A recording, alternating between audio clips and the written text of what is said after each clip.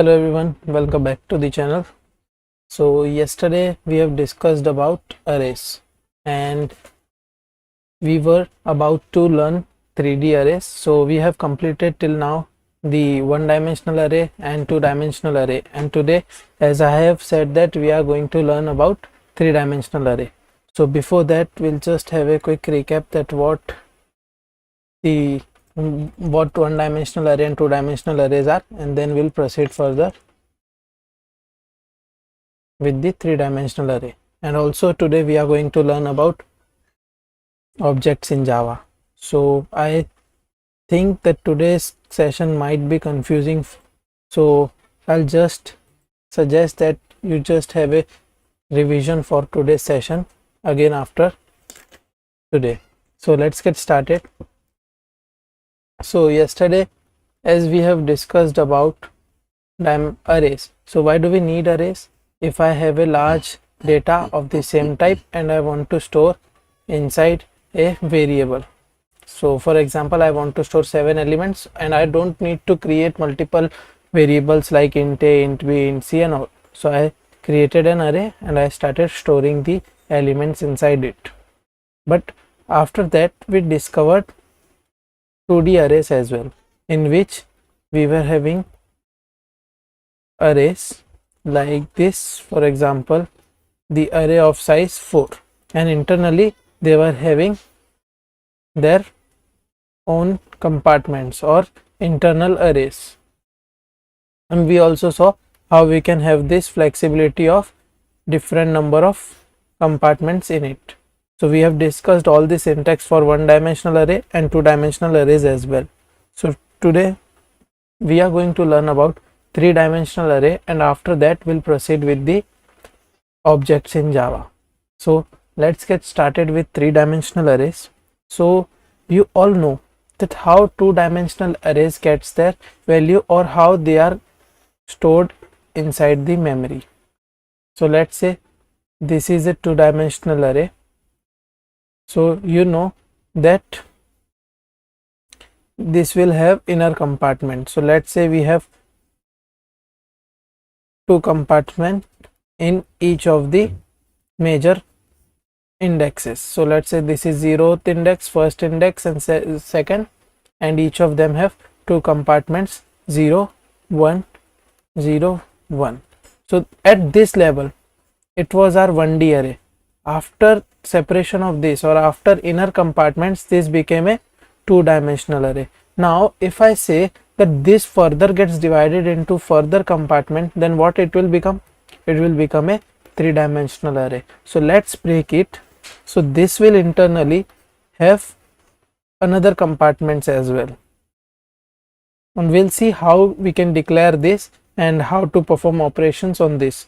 So don't worry about this, but first we'll see how the memory gets allocated, or first we need to understand how these objects or how these elements are placed inside this particular array.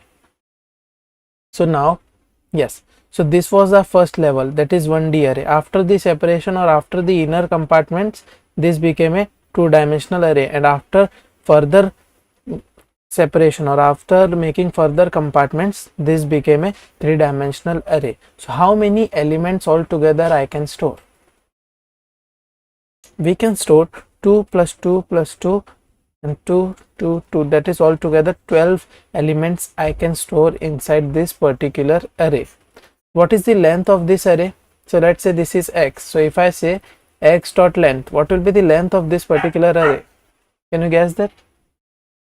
If you have guessed 3, then great, it will be 3 only, because this is the only major compartments. This is the visual representation.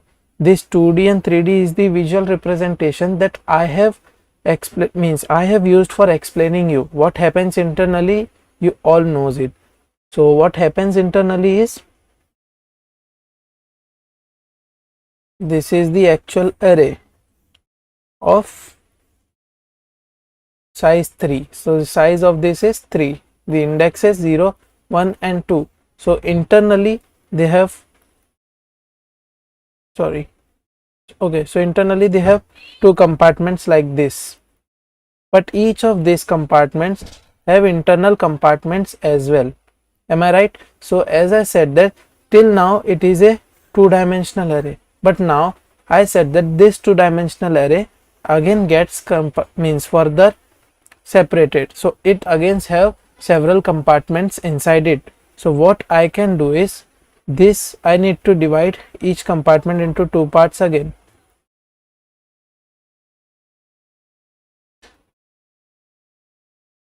Yes, I believe this is clear to all. So now all together I can store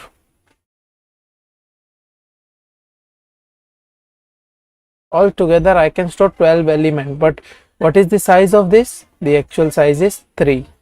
So I hope the representation of how arrays get their memory is clear to all. So now let me tell you the syntax of declaring this array, that how do we define this kind of array, how can I perform operations to it. So for performing or for declaring a one-dimensional array, I used to give this, and I used to say new int, and I used to give some size to it. So let's say 3. So this defined as this. Yes, now I want to part it again, so I want further compartments as well of size 2 in each. So what I can do, you will say increase square brackets and give 2 over here. So this makes it as a 2D array. Now I want it further divided like this, each having 2 compartments. So what I can do,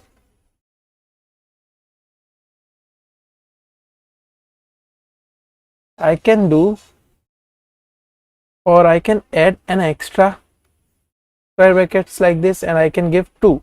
So now all together it can store elements as 3 into 2 6 and 6 into 2 12 elements. So 12 element can get stored inside this particular array, but the length of this array is actually 3.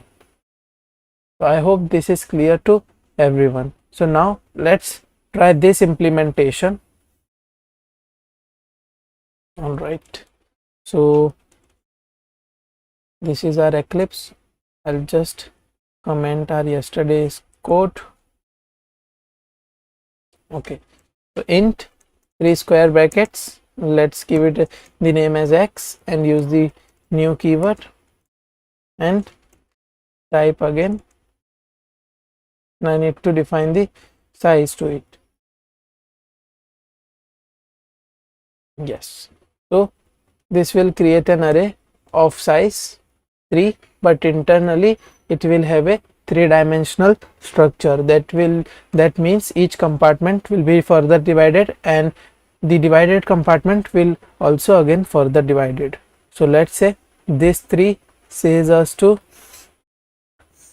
define a array, and this 2 tells us to make the compartment inside it, and then after making the compartments like this 2 says that each of this compartment is also further divided into 2 parts.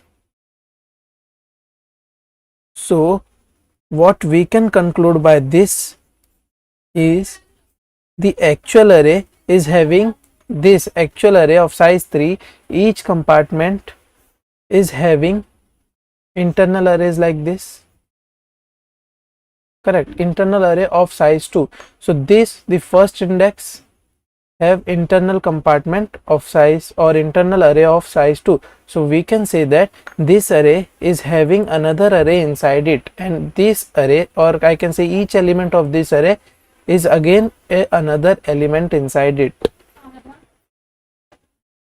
Okay, so now, which means we have all together 1 2 3 4 5 6 7 8 9 and 10 arrays, but actual size of this array will be 3 only. So these are the child arrays and these are the grandchild arrays. So I hope this is clear to all. So now I want to store. Okay, I'll explain you how to store data to it, and then you are going to answer me in the chat box that how can I fill 17 over here. I need to fill 17 over here. You have to give me the answer in the chat box. So this is our 0th index. I want to fill the data over here. So where it is located? Okay, inside the 0th. So I'll say x 0. Now I am over here. Now I want to go over here. So this is at what position? This will be at 0th position. Now again I want to go at this position. So where it is? It is again at 0. So now I can assign values like 2. Okay, so now 2 gets allocated over here.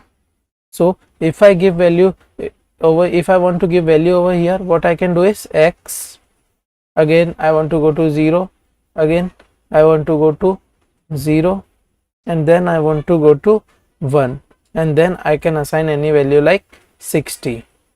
And then if I want to store value over here, okay, in this box, see, I cannot store values over here because they are further divided into the actual containers are these are the bigger container inside which I am having the smaller containers. So I want to store value inside this. Let's take this one. So I want to insert value inside this. So what I can do, x of 1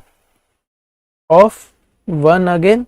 Okay, I want to go over here. So of 0 again, and then of 1 again. So if I store anything like 41, the 41 will go over here.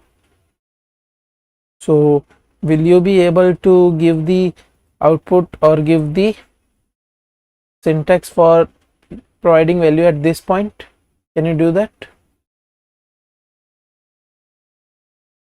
Till now we'll again fill this point. Okay, so I want to go to this point. This is at 0 1 0 1, and at the major array's first compartment or the compartment at the index 1. So I can say that x 1, and then I need to go to this compartment.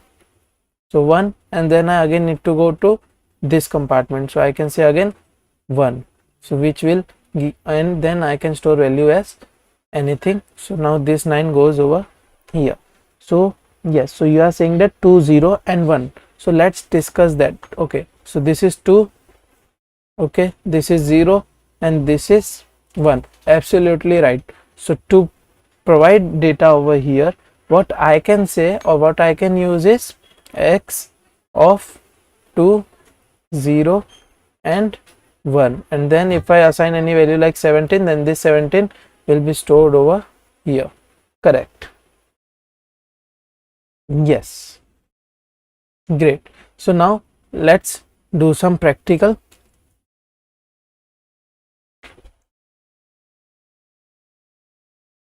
Okay, so 2 0 and 1, the same example that we discussed. 98, and let me copy the syntax.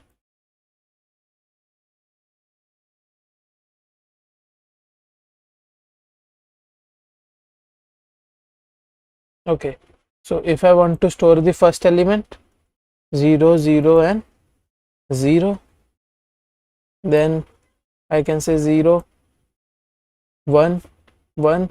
Let's take any random numbers like this, 101. Okay, 1 1 2 1 1. Okay, now we are trying to fill this array. Okay, let me change this number.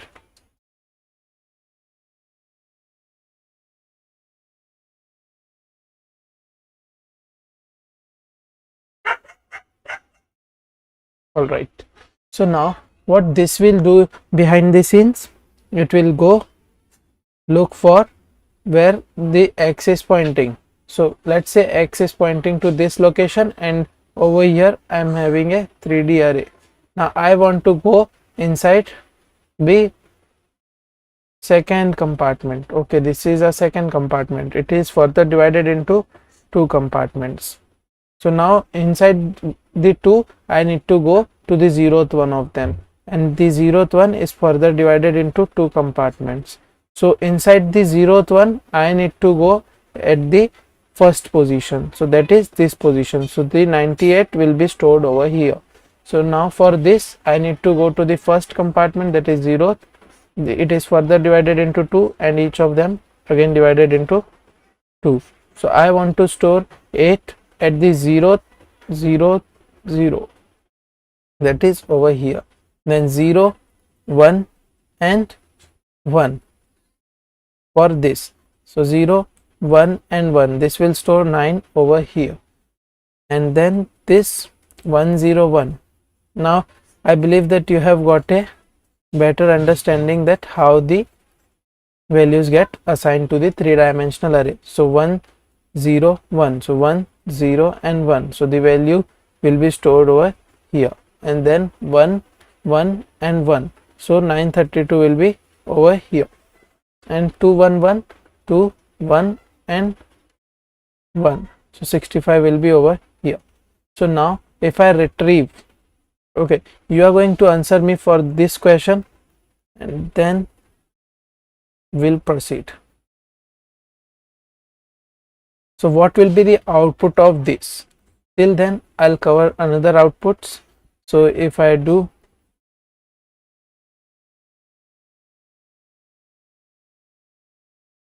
so what will be the output over here? 0 0 and 0, that is 8. This will give us the result as 8. If I try something else like x 2 1 and 0, so this will give us the result as 2 1 and 0. So this gets the default value of int. So what will get? 0 again. Yes.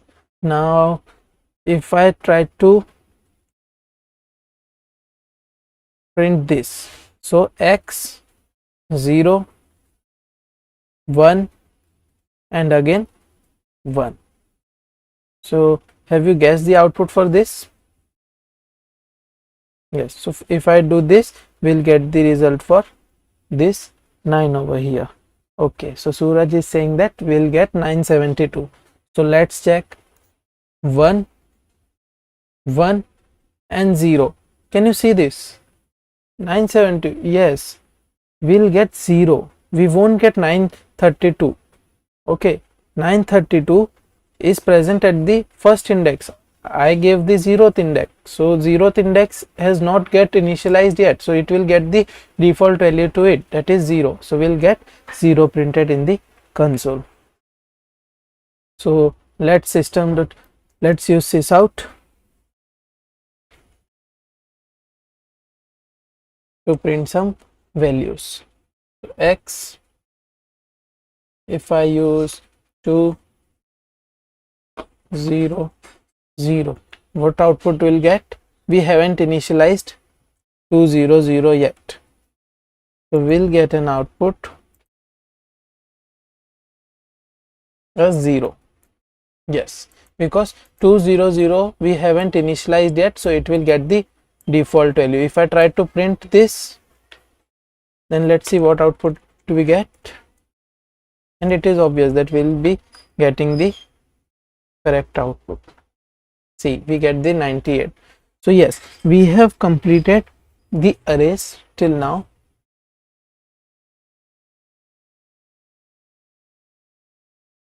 Yes, you got that correct. So we have completed till now one-dimensional arrays, two-dimensional arrays, three-dimensional arrays as well. So now you know that these are internal arrays, so it's up to you that how do you give this, or let's say I do not initialize them. Okay, so now if it's up to you what flexibility you want to give to this particular array. So let's say the 0th element, you need to, you know that internally it is having an array, but for now I haven't declared any, so you need to declare a new array to it of type int. So now you say that its size is 7, and then you say that x is 0 and then it's 0. Again, you know that there are inner compartments for this 0 as well, and the inner compartments are nothing but a new array. So let's say new int, and let me, yes, 4, or let me take 3. Yeah, now what happens at this moment of time? Okay, someone is asking that can I give 4-dimensional arrays as well? No. See, it worked. Is it working?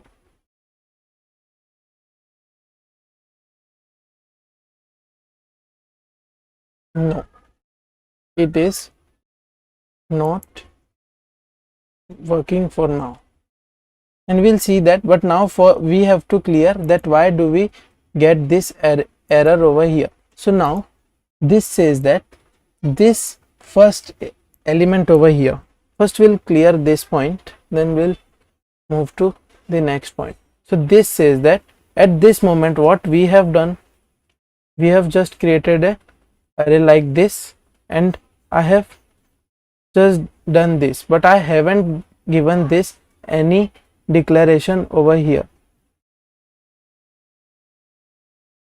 Yes, we'll try to make the 4-dimensional arrays as well, don't worry. But for now I just want to tell you that why do we get this kind of error.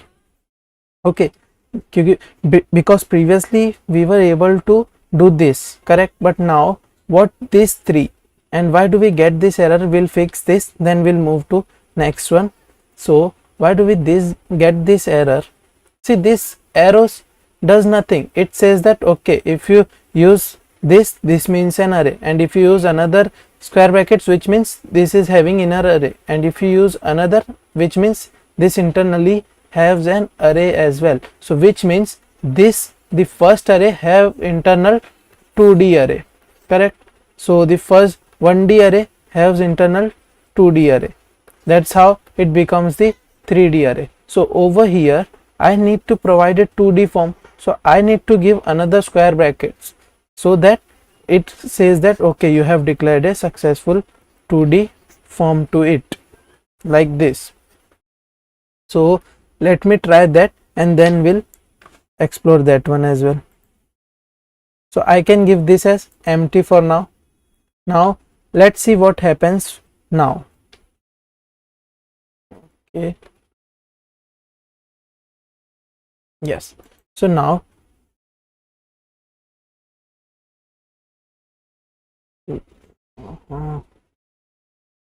the actual array is of size 3. Yes, we'll see why it didn't work, don't worry. Yes, so over here the actual size is 3. I said that after, see, there are 3 square brackets, which means the first one, that is this one, have internal 2D arrays, which means we have to make the compartments in this way, correct? But now I made them empty at that moment of time. See, these were empty for now, we haven't declared any size, so there are no size defined till now. So now if I try to define this, okay, so if I say that this compartment at 0 have only 1-dimensional array, does that matches the syntax over here? No, it says that the 1-dimensional array have internal 2D array. So which means if I want to assign a new array to it, I need to assign a 2D array to it. So that's the reason why we get the error over there, that if I just say 1 square brackets like this, so it will give us an error, because this says that it is a 1-dimensional array, but we know that the 0th element have a 2-dimensional array, because it is having a array and it is further divided into several parts. So that's the reason why we get an error over there. Okay, and we'll see that what error do we get over here. So if I just make it as 7 again like this, yes, just give me, we get an error, and the error says that type mismatch cannot convert from int single square brackets with int with 2 square brackets, which means that I am trying to define a single dimensional array, and what 0th element is expecting, 0th element is expecting a 2-dimensional array. So that's the reason why we get an error. So now I want the flexibility for the 2-dimensional array as well. So I say that okay, I'll declare the size of it later, but for now you have to do this. Then after that we did this. So now what this point does, we'll see this. So what this point does, we had an actual array, and after that I said that the 0th element is having 7 compartments, and now I said that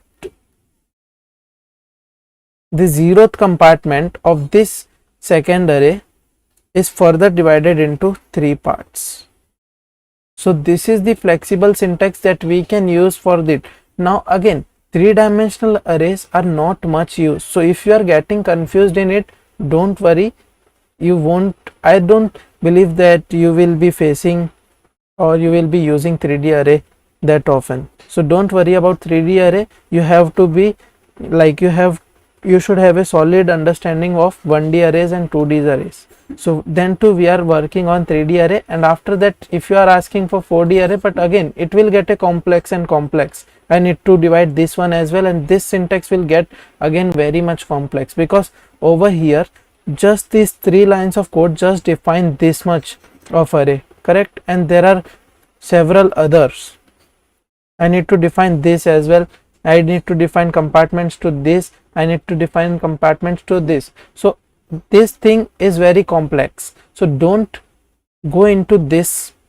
Okay, first we have just seen the representation, that how 3D arrays gets their memory and how the actual representation of it is in the memory. So this 3 says that the first square bracket says that 1D array, second says that 2D array, and third says that 3D array, which means the first array internally have 2 arrays. So the first array internally have 2-dimensional array, and the third array or the second array internally have 1-dimensional array. So is it clear to all? Okay, so now you are asking to do this. I have done this. Okay, now it will give us an error that type mismatch again, because cannot convert from 2-dimensional, because what it is asking over here or what it is expecting over here is a 3-dimensional array inside it. So if I provide 3-dimensional array over here, then it works fine, or it's up to us. I can define any predefined size to it as well, like 3, 3 and 3. So now what will happen, let's see this. But you don't have to go into 4-dimensional array, because it will make the thing very much complex. So the first one says that 3 compartments, the major compartment. The next one says each of them, divide them into 3 more, and the next one says that divide each one of them into 3 others.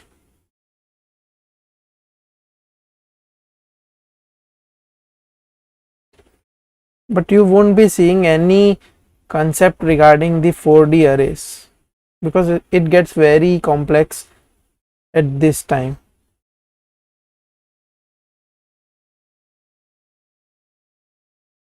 And arrays were made to make the task easier, not complex. See how complex the representation is for just a array of length 3. So let's imagine we have a array of size 100. Can you make the chart for it? Yes. So if you say that 0, 0, 0 and 0, what it will do? 0th element, 0th element and the 0th element. Okay, this is just the 3-dimensional representation, and after that we have to, again this last 3 was remaining, so we have to again compart this one as well.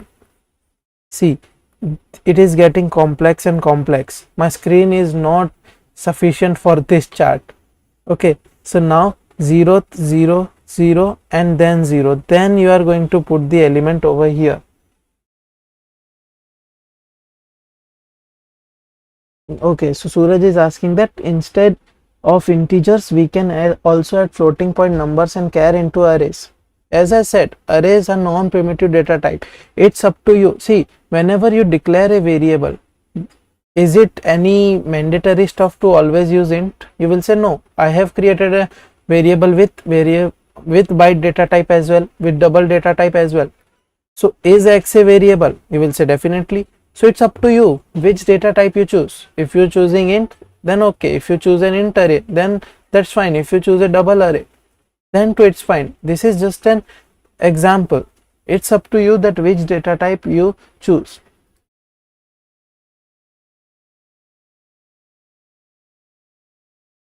There were other representation methods for defining. What do you mean by representation methods? But if you need such complex chart, then is there any alternative for arrays? See, you won't. Can you give me any scenario? Why do you need 4D arrays? I don't think like you will have an example for it. But then too, if you have, we are proceeding further. We will be learning the data structures, the collection frameworks, and hopefully you will get an idea of which data type you will choose. Yes. Can we use array list instead of? Yes. So now we cannot introduce array list into the picture because we are just at the start. We are just at class 6, and array list and all are the data structures that we are going to learn at the end. So don't worry about this. We have to just get a clear idea that what we are learning for now. You don't have to worry about other things. As I have said that I will be completing each and every concept, so don't worry. Okay, so 4-dimensional array makes our code very complex. So let me, okay, now can I do 5-dimensional? Does it give error? No, because this is just the syntax. If you don't give, it is a simple variable. Okay, now if you don't give this square brackets over here, a is a simple variable, you can store only one value. If you give, okay, it is a 1-dimensional array. If you give another, okay, it is a 2-dimensional array. If you give another, okay, it is a 3-dimensional array. And if you give another, so it just get divided and divided and divided up till you have the square brackets. So now this structure you won't see anywhere on the Google as well, because it is not being used and it is not even encouraged to use this. So you should have a solid understanding of 1D and 2D array, and after that you should be aware of 3D arrays as well.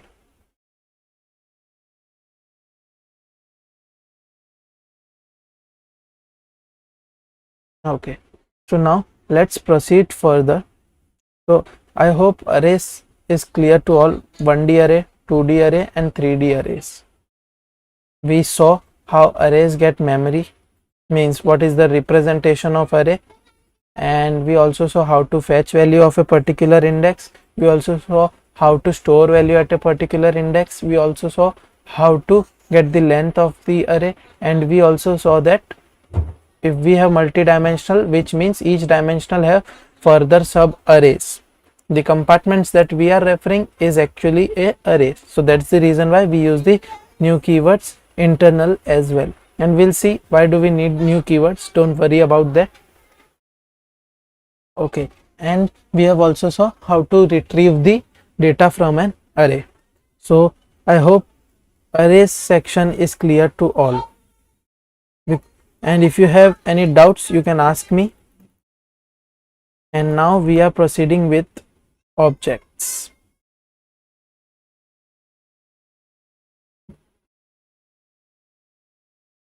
Someone is asking like write a program to print 2D arrays. So over here till now we have just discovered that how to fetch a particular value from an array. Now I think Aditya you are expecting me to run a loop, but at this moment we haven't introduced loop, so I cannot print the complete array at once. So if you want to fetch each and every element of it, you have to write system.out.println.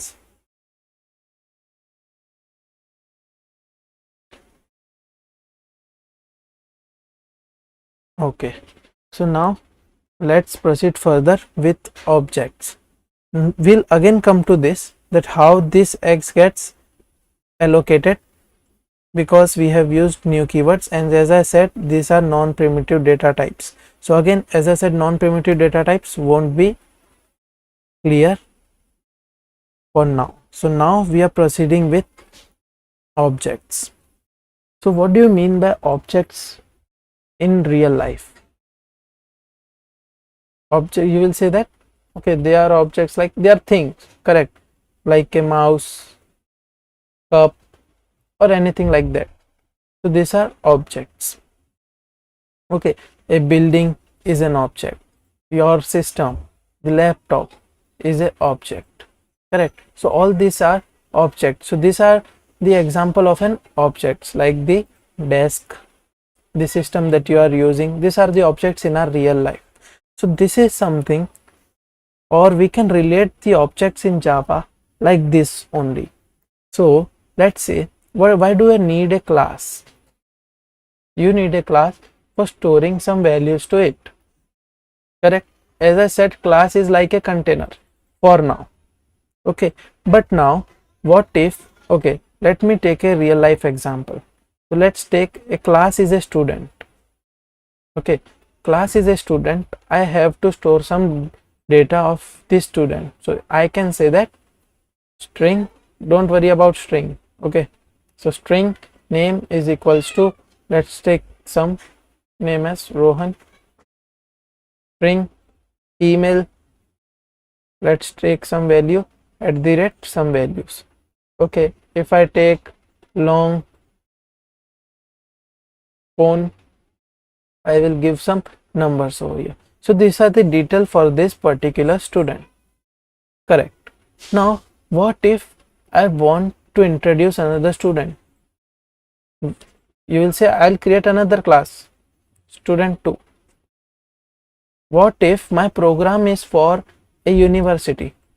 University have thousands of students, even in lakhs. Okay, so can I sit and write or start creating lakhs of class with the same property? You will say no, it will be very difficult for us. Or let's take another name as John.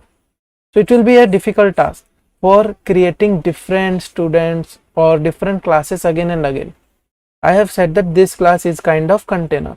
This can hold your data. So you used one container for one student. So which means for 1000 students, you will have 1000 container, that is 1000 class file. So can you go to each class file? So if I say that you have to retrieve the 700th student, so then you will search for 700 file. Is it a easy task? No. So now what I said, that let's modify this statement. Yes, so let's modify the statement that I given. I said that student, let's make the student at as a global thing. So each student have some state like name, string email, and long phone. Okay, so now this is the, or let me take another example, and when we move to variables, the instance variable and the static, will use the student one. So now let's take a real time example. Okay, let me take building. Okay, so now how do you construct a building? How the engineers construct a building? Now they create a blueprint for the building. So this blueprint, let's say that this blueprint have the features of the building, correct. So let's say my building will be of 3 floors, and each floor will have 3 rooms. Okay, so this is the blueprint. So can you say that, or can you sell the blueprint to, means let's say you want to sell house of this building, so can you sell this blueprint to your customers?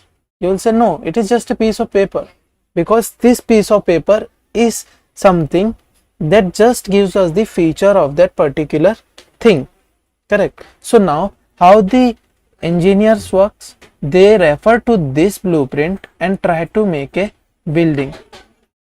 So this building is an actual building, correct? 3 floors in it and 3 rooms like this. So let's say this is the building. Can I construct another building with the same blueprint? You will say definitely yes. Why not? So let's create another building as well. Let's create another building as well.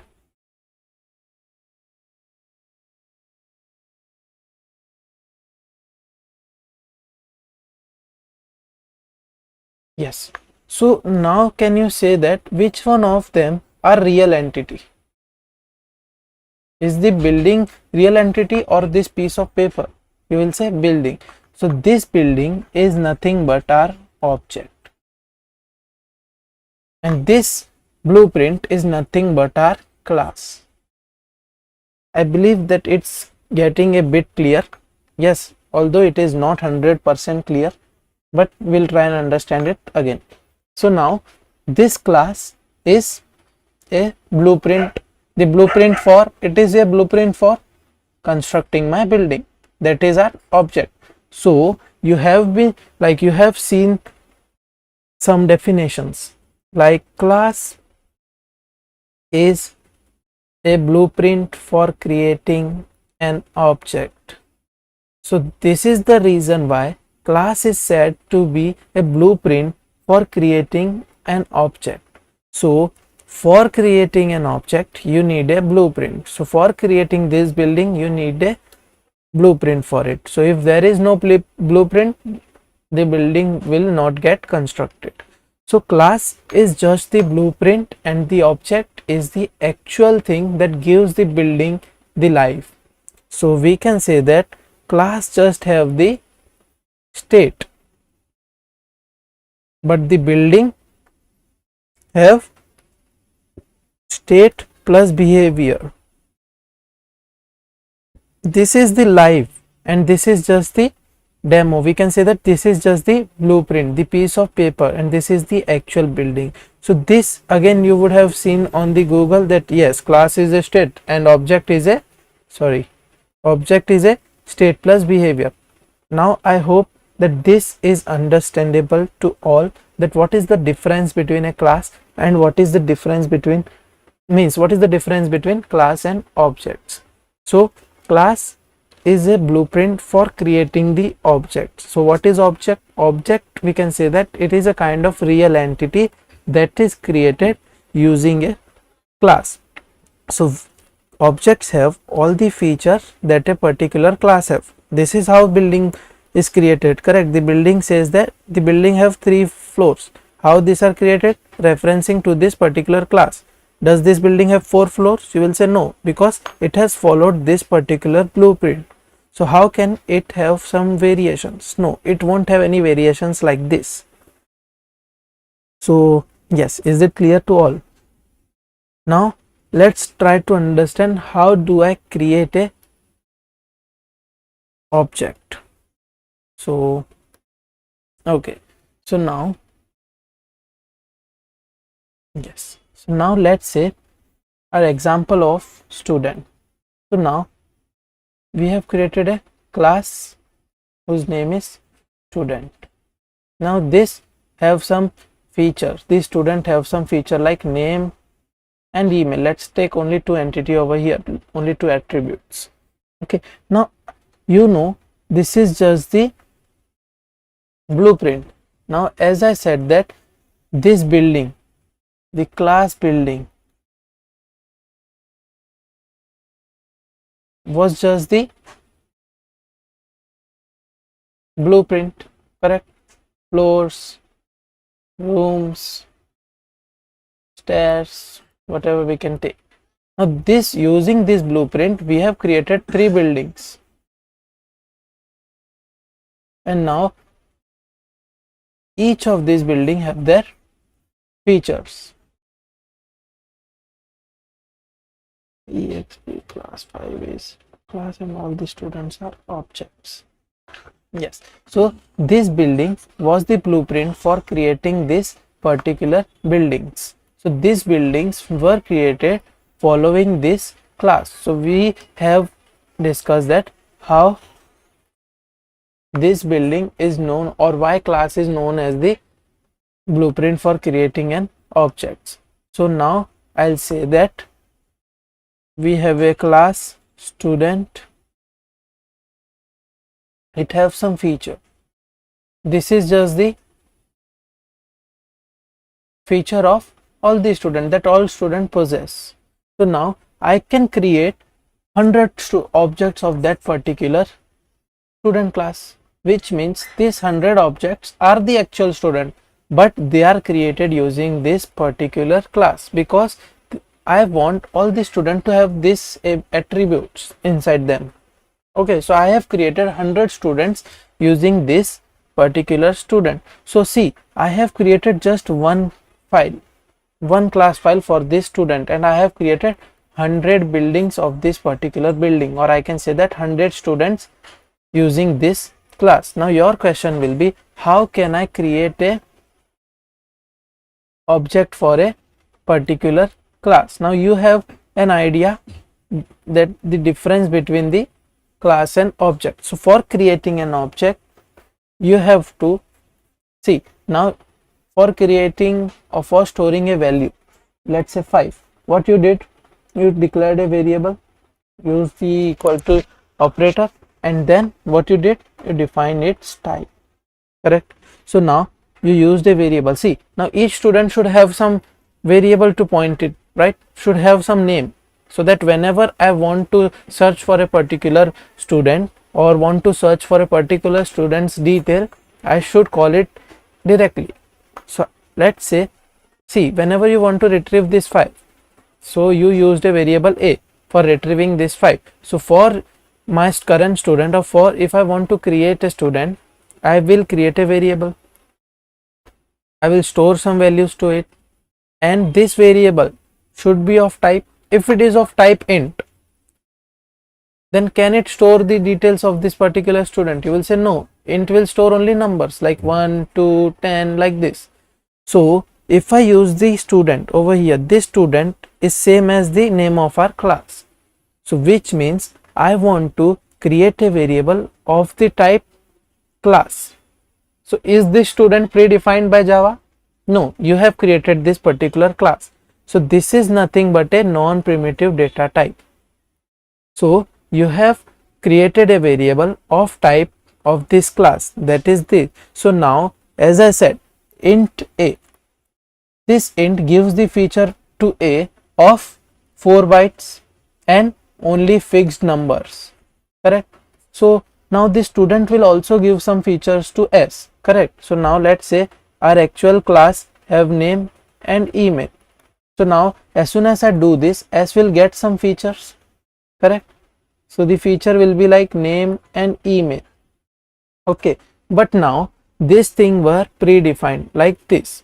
Okay, all the computation was happening behind the scenes, but now since you are creating this type, since you are allocating or you are creating an object, you need to use a new keyword which says that, hey, this is a kind of new student. Okay, there might be several students, I am not referencing to anyone else, I want to create a new fresh student. So this is used to create an instance of this particular class. So new is used to create a new object, and this student, for now you don't have to worry.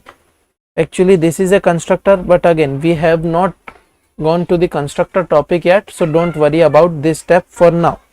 For this step we can say that this student allocates the space for the new student object, but again you don't have to worry about this one, you have to focus on these 3 things.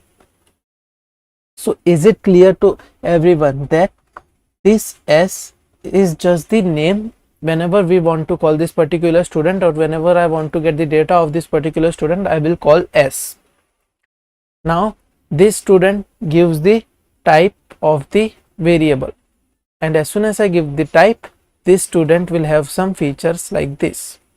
but until and unless this will get features only if I say that it is a kind of new variable or it is a kind of new objects. Again, I believe that it is not that much clear, but yes, it will be a little bit clear for now. And as soon as we proceed, like as we proceed further, we'll have a better understanding of this. So as I said, this student, like int a is equals to 5, this a does what? Allocates 4 by 2 for this variable.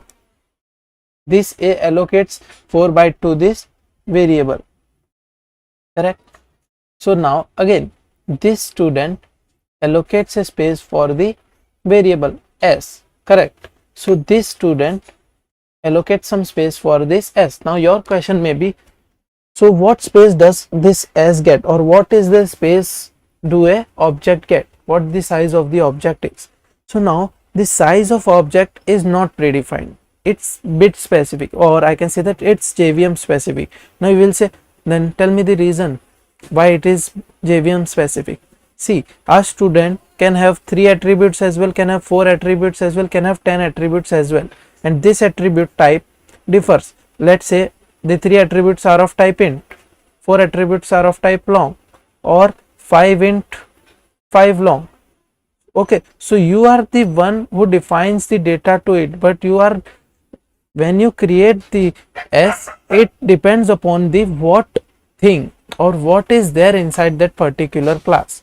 If there are too much of data, this will have too much of space, and if there is only one attribute to this student, then s will get only one attribute space. So it's up to your data. So it is not predefined, it is JVM specific. So s is also called as, the variable that you say is also called as a reference variable, which means, as I said, I have created 100 students like this or 4 students like this. I want to point to this. How can I point to this? First one I have created the name as s, s1, s2 and s3. Okay, so these are nothing but referencing to this object, correct? They are referencing, they are pointing a reference to this object. So they are also called as pointing variables and also called as reference variable, used to point a objects. Okay, so this s points to a, as I said that when we declare int a is equals to 5, this a points to a memory address, and inside this memory address we have 5.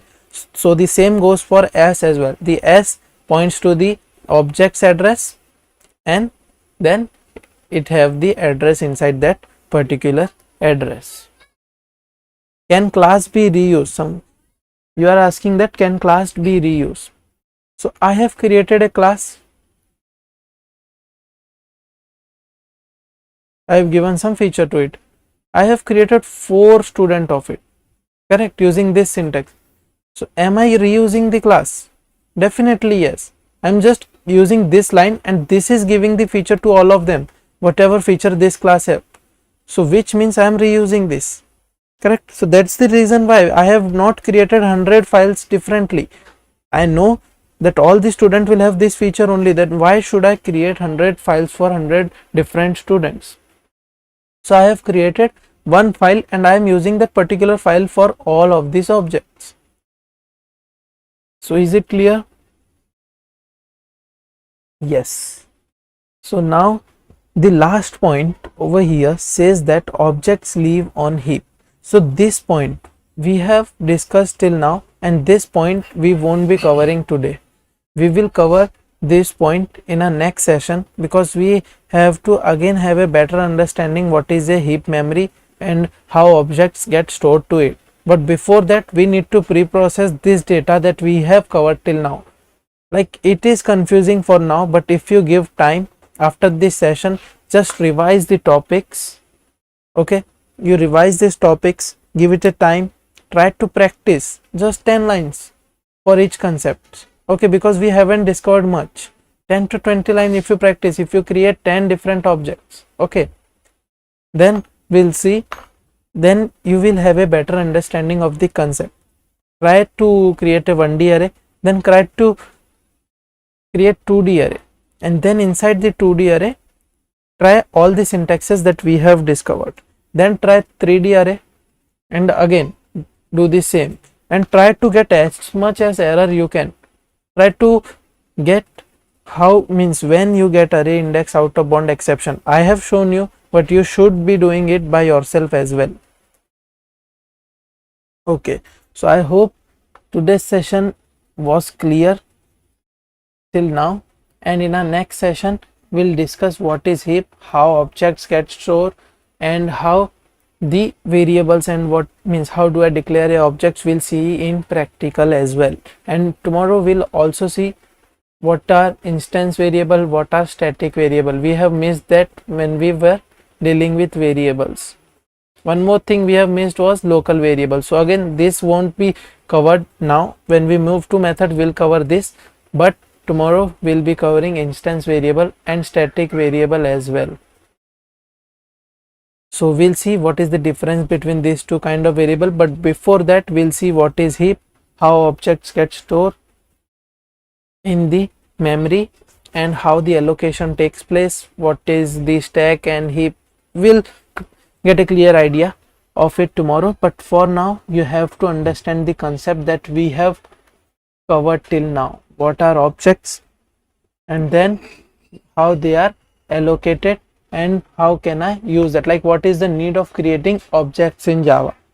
Okay, try to don't use this student example, try to implement it your own way. Use any of the example, don't use student or building.